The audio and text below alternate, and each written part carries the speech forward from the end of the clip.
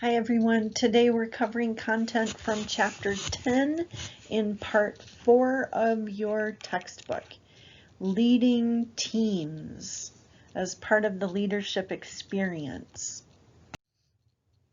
The learning objectives for this chapter are to turn a group of individuals into a collaborative team that achieves high performance through a shared mission and collective responsibility, to identify challenges associated with teamwork and explain why people sometimes have negative feelings about working in a team, lead a team to high performance by providing a compelling purpose and clear objectives, clarifying roles and responsibilities, designing the team in terms of size and diversity, giving team members decision authority, and providing support and coaching. And to understand and handle the stages of team development and know how to promote cohesiveness and shape productive team norms. To understand the challenges and benefits of virtual teams and the team leader behaviors that contribute to virtual team effectiveness. And lastly, to handle conflicts that inevitably arise among members of teams. It's important through all of that, however, to keep in mind the value of teams and teamwork. They are valuable in organizations where work is interdependent. For interdependent tasks, a team ensures coordination, information sharing, and the exchange of materials.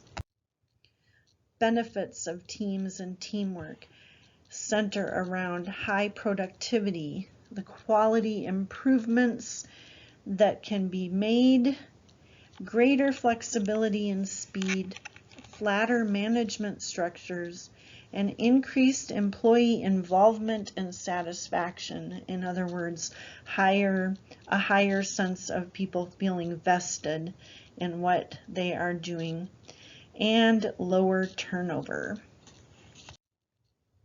A team, by definition, according to Daft and your textbook, is a unit of 2 or more people who interact and coordinate their work to accomplish a shared goal or purpose.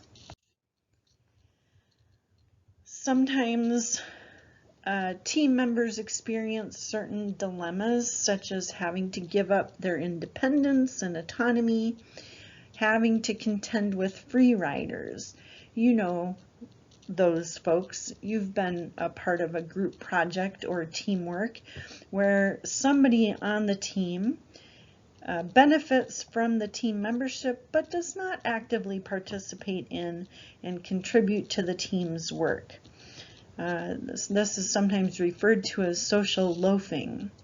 So I'm sure many of you have experienced that and know what that refers to. Teams are also sometimes dysfunctional. Despite the benefits and values of teams, oftentimes conflict arises, or there are some other aspects of dysfunctionality that counteract the benefits to teamwork. There are 5 common dysfunctions of teams according to your book. They are the lack of trust, fear of conflict, lack of commitment, avoidance of accountability, and inattention to results.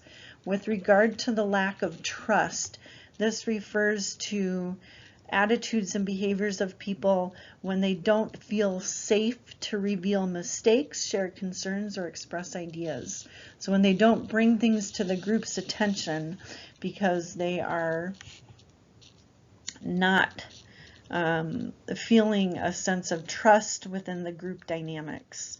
Fear of conflict refers to the attitudes and behaviors of people who go along with others for the sake of harmony, and they don't express conflicting opinions, even though they don't necessarily share the ideas of the entire group. So they're insecure about bringing something up because they don't want conflict to arise. They do not want to be the one to rock the boat.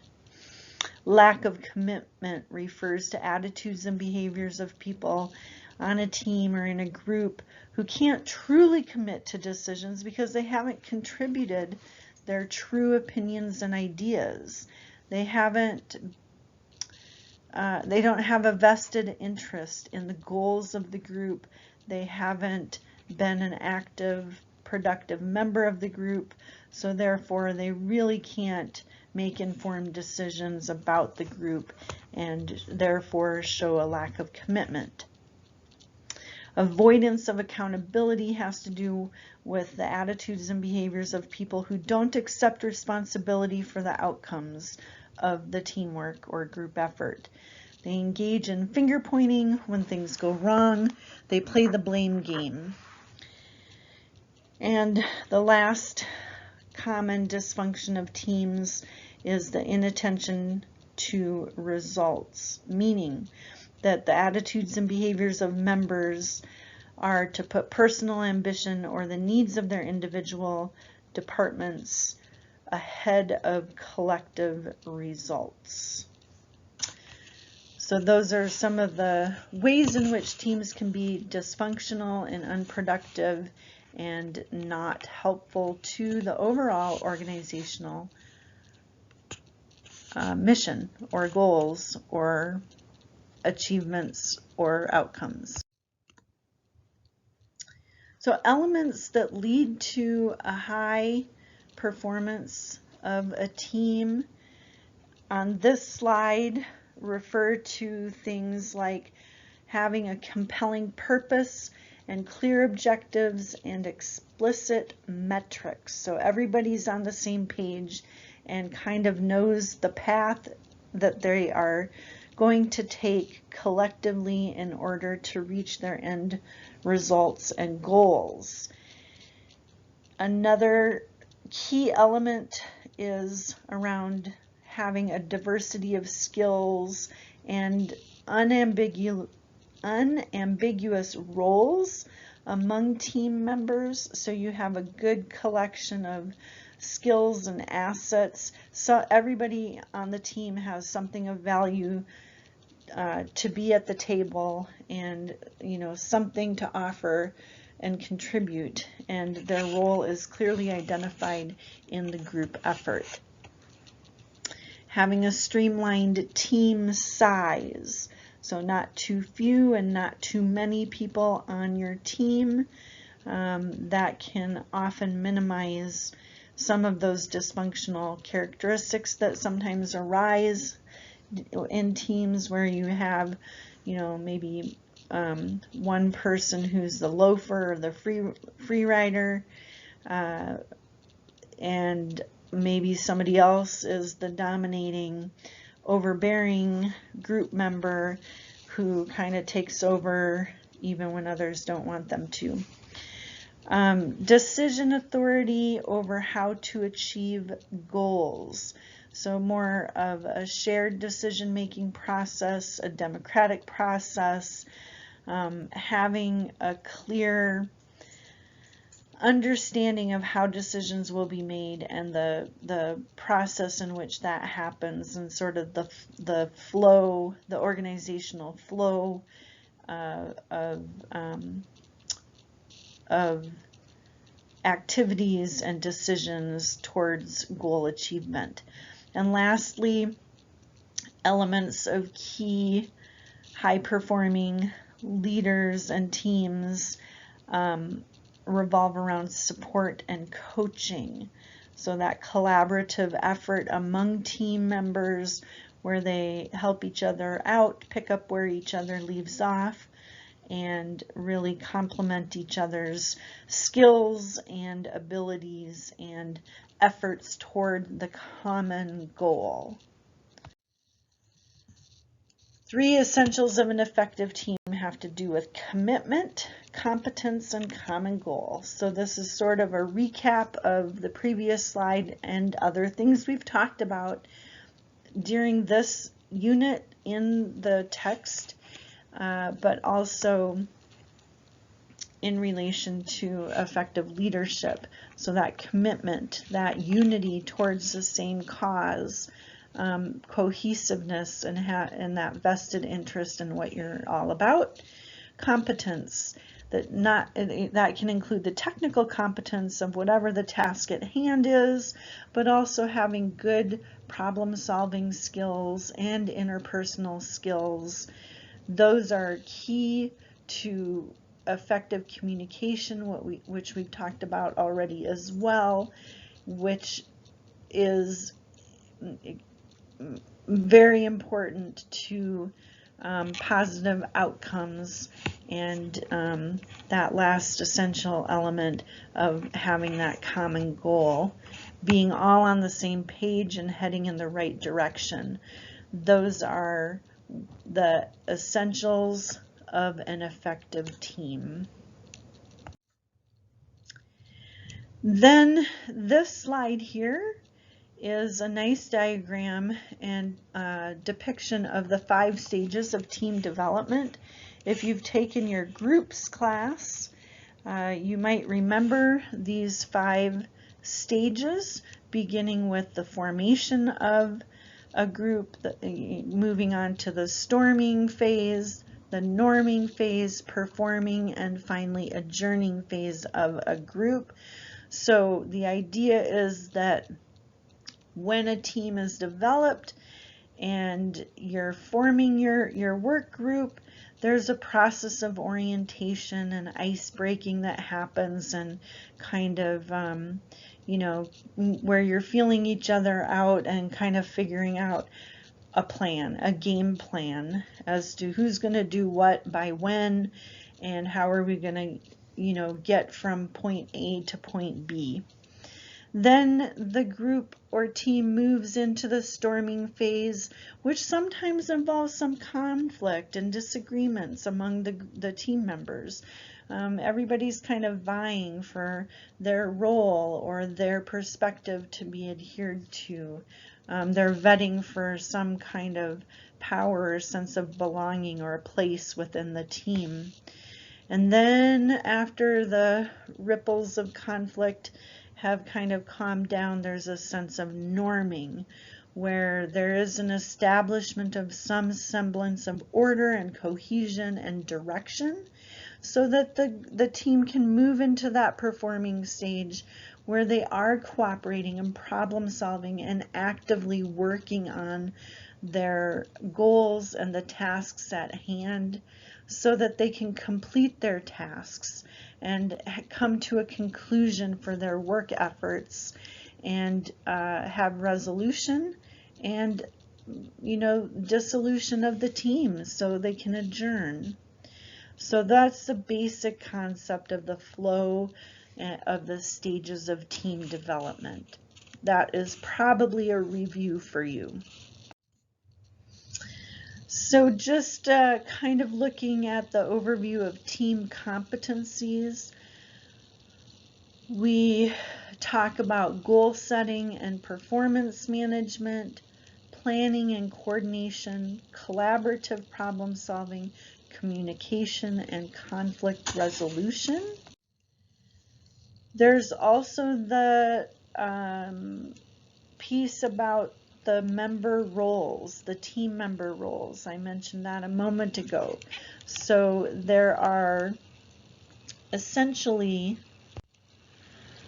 2 categories of team member roles. You have the task specialist role or the socio-emotional role. So you have those team members who are really good idea generators. They initiate the ideas and they give opinions. They seek out information. They're good at recapping things and summarizing things, and kind of provide the energy for the group to get things accomplished. And then you have the socio-emotional role, the team members who are the encouragers. They are the ones who promote harmony and maybe sometimes use humor and laughter, which helps with reducing tension. And they're good followers, and they're good at compromising and negotiating and really building rapport amongst the whole group and bringing people together. So those are oftentimes roles that team members play that really do lead to an effective process. Nonetheless, there is often conflict. So conflict, by definition, according to Daft and your textbook, is antagonistic interaction in which one party attempts to thwart the intentions or goals of another.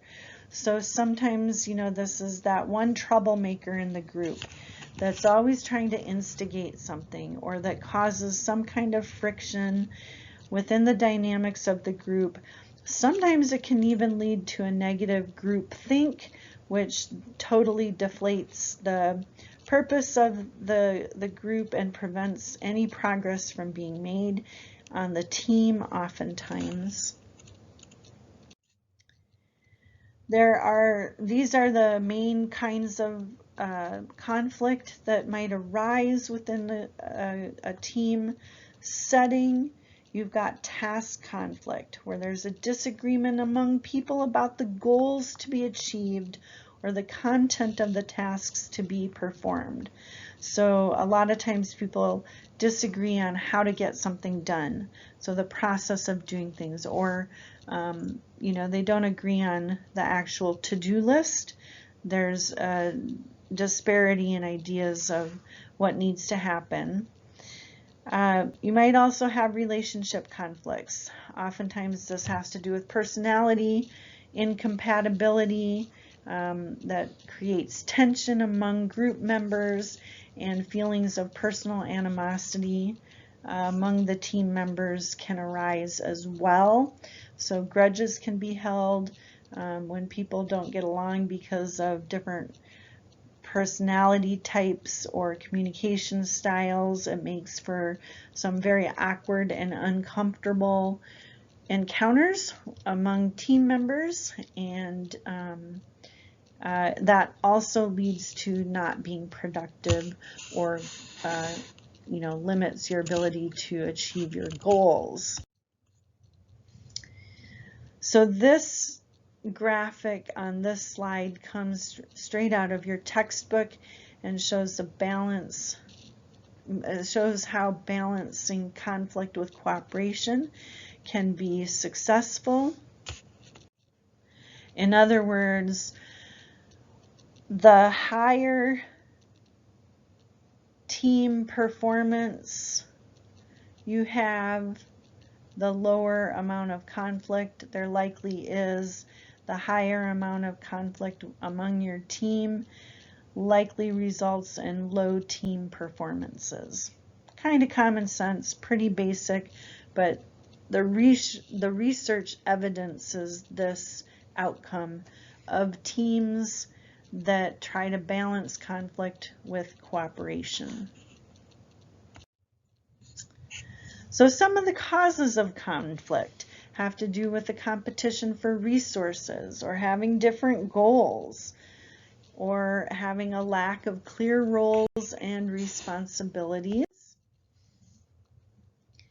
This slide shows a model of styles to handle conflict. So this basically graphs out levels of assertiveness and cooperativeness. So in the upper left-hand quadrant of the square or the graph, you see the dominating style of conflict, which is where there is highly assertive but highly uncooperative ways of compromising, that basically you've got somebody that's saying, we're going to do it my way, or we're not doing it at all. The quadrant below that is where there is low assertiveness or unassertiveness and uncooperativeness among the team, where everybody's kind of avoiding anything, and there's no way. So there's no productivity, there's no movement or no progress because nobody's doing anything except avoiding any kind of conflict. Then in the upper right-hand corner, it's the collaborating style of handling conflict, which is basically when folks are highly assertive and highly cooperative, and they work to resolve conflict. They work to view things from different perspectives and ultimately accomplish their goals by confronting conflict and working through it, and eventually coming to terms where they're all on the same page with things. And the lower right quadrant is the accommodating style of conflict management, which is basically, okay, we'll do it your way, forget about my way or my opinion or anything like that. So you're just highly cooperative. You follow the lead of others regardless of how you may really feel about their ideas, because you're basically unassertive but highly cooperative, and you just follow the leader. You just follow the lead of others, whether it's really what you think is best or not. So dominating, avoiding, accommodating, or collaborating are the four main models or styles of conflict management that you often will read about in the research. One of the main skills to handle conflict that arises with teamwork is negotiation. Negotiation refers to the idea that people engage in a give and take discussion and consider various alternatives to reach a joint decision that is acceptable to all parties involved. So this is that dialogue where team members are actively considering the pros and cons or the advantages or disadvantages to multiple prospective solutions to a problem, or multiple ideas and pathways that could be developed, and they negotiate on that and come to a compromise that everyone basically can buy into. Some of the ways to negotiate involve integrative negotiation or distributive negotiation.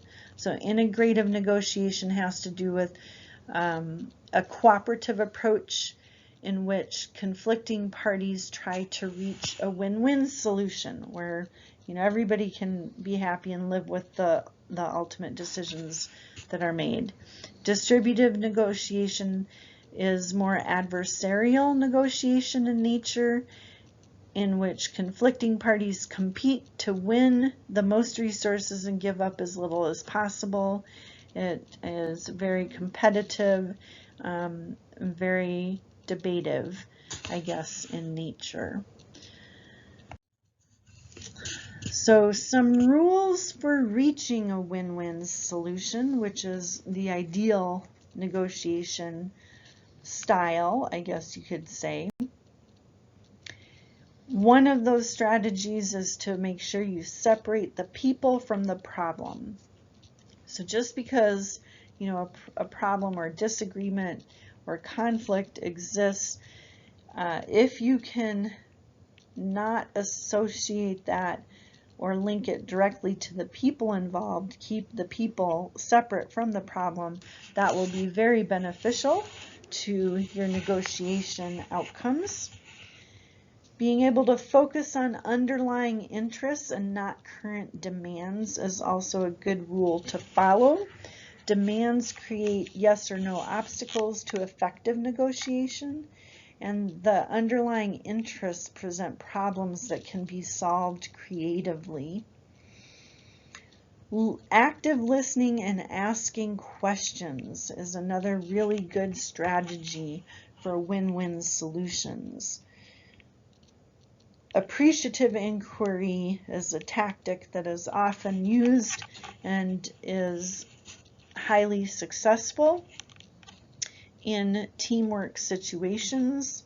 It requires active listening and participating actively in the communication or the verbal communication by asking questions in ways that minimize defensiveness or negativity, yet allowing for information to be provided or questionable things to be exposed and explained. And lastly, to reach a win-win solution, it is most beneficial to insist that results be based on objective standards. Don't let uninformed ideas get the best of you. Don't let emotions get the best of you. Be sure to base decisions on factual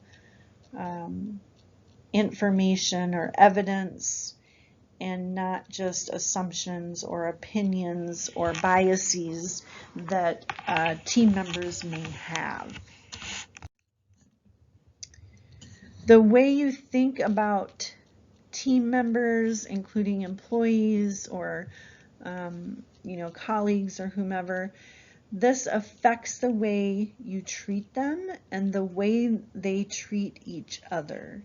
So adopting a team perspective helps to merge team members' individual talents and improve everyone's morale and enhances the performance of the entire group. So team building is an essential strategy for successful team work as well. And team building includes focusing on those team goals once they've been established and identified, emphasizing group success, even if they're little steps, little successes, baby steps towards the overarching goal. Celebrating successes as they happen is a good way to build team relationships and team dynamics. Treat everyone as an equal member of the team. Promote team communication. Build teamwork in meetings. Make sure your people understand their roles. We've talked about that previously as well. And stay in touch. Make yourself visible and available at every step of the plan, and keep in touch with your team members. Also, keep an open mind. Be willing to think outside of the box. Be willing to try new things and accept trial and error as a strategy for success.